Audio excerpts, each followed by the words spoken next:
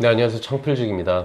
오늘 말씀드릴 주제는 10년 된 포장마차 사장님의 폐업에 대한 이야기를 좀 해보려고 하는데요. 논현동에서 어느 정도 10년 동안 좀 오랫동안 장사를 한 집이라서 이름만 들어도 알만한 그런 포장마차 사장님이세요. 얼마 전에 그 사장님과 친한 지인분한테 전화 한 통을 받았습니다. 강남에서 포장마차를 한 10년 동안 운영을 해서 이제 좀 자리를 잡고 장사를 좀 꾸준하게 해볼 생각인데 건물주한테 나가라는 통보를 받았다는 거예요. 너무 당황스럽고 처음 겪는 경우이다 보니까 그래도 어느 정도 알고 있는 저한테 좀 물어봐 달라 이렇게 요청을 받고 저한테 전화가 온 거였죠. 실상은 이렇습니다. 뭐 하늘 위의 조물주, 뭐 조물주의 건물주, 뭐 이런 이야기들을 하고 있는데, 건물주들이 제가 겪어본 바로는 남들보다 열심히 노력을 하고 독하게 살아왔으니까 건물을 샀겠지만, 뭐 건물주라고 해서 그렇게 특별히 악랄하고 뭐 그렇진 않습니다. 좋으신 분들도 굉장히 많고. 근데 임대차 계약이라는 게 보통 2년을 합니다.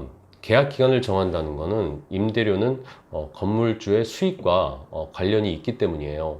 2년 동안 월세를 받고 그 이후에는 물가 상승률을 반영을 해서 임대료를 올려받는 것은 지극히 정상적인 활동입니다. 건물주도 최소한 은행에서 받는 수익률보다는 높아야 건물주 할 맛이 나는 거죠. 그런데 세입자 입장에서는 2년 동안은 투자한 것 좀 뽑고 3년 차부터는 좀 돈 좀 벌려고 하는데 건물주가 나가라고 하면은 뭐 그렇게 되면 억울한 임차인들이 생기는 거잖아요. 그래서 정부에서는 상가 임대차 보호법이란 걸 만들어서 5년 동안은 영업 보장을 할 수 있게 그렇게 보장을 해주게 된 겁니다.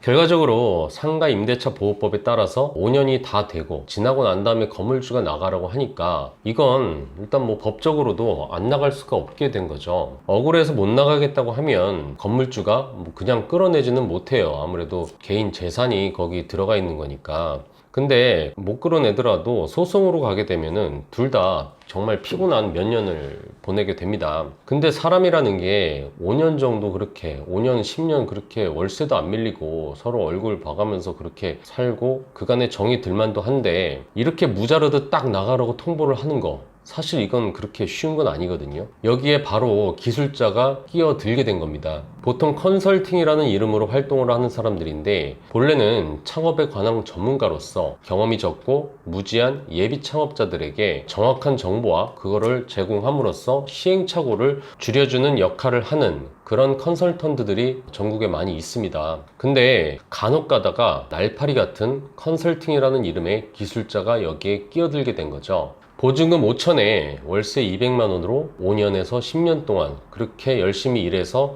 그 건물을 살린 사람은 누굴까요? 건물을 살린 건 건물주가 아니라 거기에 새들어 산 세입자입니다. 장사 잘 되는 매장에 그 권리금도 나중에 받아야지 이런 꿈을 갖던 그런 세입자는 결국 5년에서 10년 동안 그렇게 정든 터전에서 물러나고 내가 쌓아온 점포의 커리어도 그렇게 끝이 나게 됩니다. 그리고 그곳에 보증금 5천만 원에 월세 400만 원짜리 세입자가 새로 들어오게 됩니다. 무려 2배의 월세로 말이죠. 기술자는 건물주에게 월세를 2배로 올려주고 세입자도 맞춰주겠다. 최신 인테리어를 자랑하는 프랜차이즈 업체가 들어오게 해주겠다. 이렇게 얘기를 합니다. 월세가 오르면 건물 가치도 올라가고 왜 이렇게 바보같이 살았냐. 세입자만 좋은 일 시켜주고 건물 사장님은 왜 이렇게 그렇게 사람 좋게만 사셨습니까? 뭐 이렇게 사람 마음을 긁는 거죠. 그리고는 내보내는 이유에 대해서 건물 리모델링을 할 거니까 좀 나가줘야겠다. 이런 법적으로도 아무 문제 없는 합리적인 이유들도 가르쳐 주게 되는 겁니다. 그리고 일단 기본 1%의 컨설팅 수수료를 요구를 합니다. 법적으로도 뭐 중개 수수료도 0.9%까지 돼 있으니까 5천만 원에 뭐 월세 400이면은 뭐 중개 수수료만 해도 뭐 한 450만 원은 받을 수 있는 거고, 그 다음 어떻게 가치를 창조를 했다라는 그 이유로다가 얼마를 더 받을지 모르겠죠. 기술자는 프랜차이즈 업체한테 가서 강남의 어느 곳에 있는 무권리 자리를 확보했다 그렇게 이야기를 하고 그 물건을 만드는 데 애썼으니까 창업 컨설팅 수수료를 예를 들어서 뭐 1천만 원 정도는 새로 들어올 사람한테 받아다가 나를 줘야 된다 이렇게 얘기를 하도록 하고 미리 그렇게 브리핑을 합니다. 기술자는 새롭게 들어온 세입자에게 이 동네에 무권리 자리로 들어오는 것은 정말 당신은 행운하다 이렇게 이야기를 할 것이고 당당하게 컨설팅 수수료도 받고 그리고 중개 수수료도 요구를 할 수가 있는 거죠. 결과적으로 기존 임차인은 애써 자리 잡은 매장을 권리금 하나 없이 내쫓긴 셈이고요. 새롭게 무언가를 하려면 얼마나 많은 돈을 벌어서 축적을 하셨는지는 모르겠지만 대부분 다시 대출을 받아서 대출 원금에 이자까지 갚아가면서 장사를 새롭게 해야 되는 그런 힘든 상황에 봉착을 하겠죠. 또 새로운 임차인은 월세 200만 원이면 먹고 살만했던 가게를 무려 2배가 되는 400만 원의 월세를 내고 살아가야 될 겁니다. 시간이 지나게 되면 알게 될 거예요. 월세 400만 원이라는 게 얼마나 힘든 월세인지. 특히 처음 장사하시는 분들은 이 월세의 무서움을 잘 모릅니다. 월세는 그냥 비용 처리가 아니라 내 순수익에서 떼어주는 개념이기 때문에 굉장히 민감한 부분이거든요. 기존 세입자가 한 달에 500만 원 벌면서 살았다면 500만 원에서 200만 원을 뺀 그 300만 원 가지고 살아가게 된다는 걸 의미하는 거예요. 결과적으로 월세 수익 2배로 올리는데 성공한 건물주, 또 옆에 또 건물주는 옆에 건물주 또 보고 좀 배가 아플 거 아니에요? 옆에 건물주는 월세가 2배로 뭐 뛰었는데 나는 왜 이렇게 조금 받지?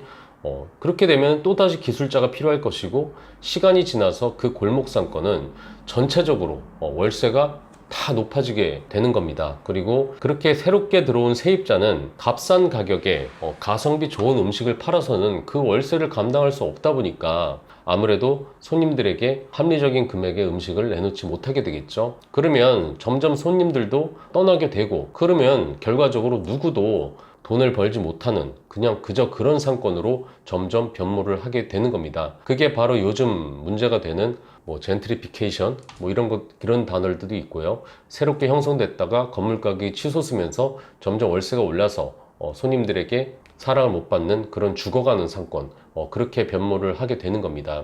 우선은 건물주는 당장의 수익이 높아져서 좋을지 모르겠지만 적정한 임대료가 아니면 세입자는 그곳에서 월세에 치여서 오랜 시간 버티지 못하고 폐점을 하는 경우가 생깁니다. 그렇게 해서 공실이 된다면 건물주 입장에서도 그게 그렇게 바람직한 상황이 아닙니다. 결국 그 기술자는 2명의 세입자를 곤경에 빠뜨리고 수천만 원의 이득을 취하게 됩니다. 제조 원가도 전혀 없는 그 컨설팅 수수료를 얼마나 신고해서 얼마나 세금 내고 사는지는 모르겠지만, 중요한 건 실제 소규모 자영업자가 힘든 건 알바 시급 조금 더 올려주는 게 아니라 적정하지 않은 임대료로 그렇게 올려진 임대료로 인한 피해가 더욱 심각하다는 거죠. 물론 사람을 많이 써야 하는 그 레스토랑이나 뭐 한정식집 뭐 이런 곳은 인건비를 무시는 할 수 없겠지만, 초보 창업자들은 그 월세의 무서움을 잘 모릅니다.